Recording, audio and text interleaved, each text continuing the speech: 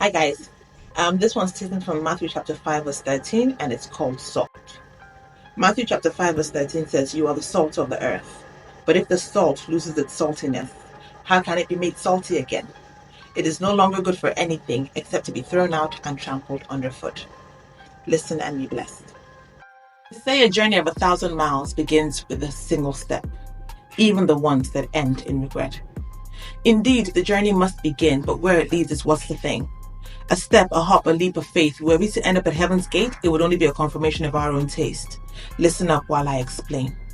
There is a table set for me right in the presence of my enemies. A table implies a menu guaranteed, and a menu cries out for a recipe. The final step of most recipes gives reason to pause and ponder deep. In many, if not all it seems, add salt to taste is what it reads.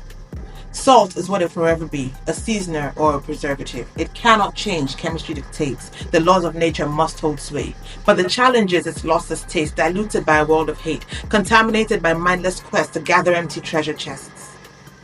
Subtle doubt and watered down faith have all but its own name erased. So when the meal steaming hot is served, the dishes are all nothing but bland. If by chance the enemy observes, he'll find the faces at the table unnerved. For we are salt and we are light, the gospel truth in us preserved. Salt in a jar is of no use until it's used on the menu.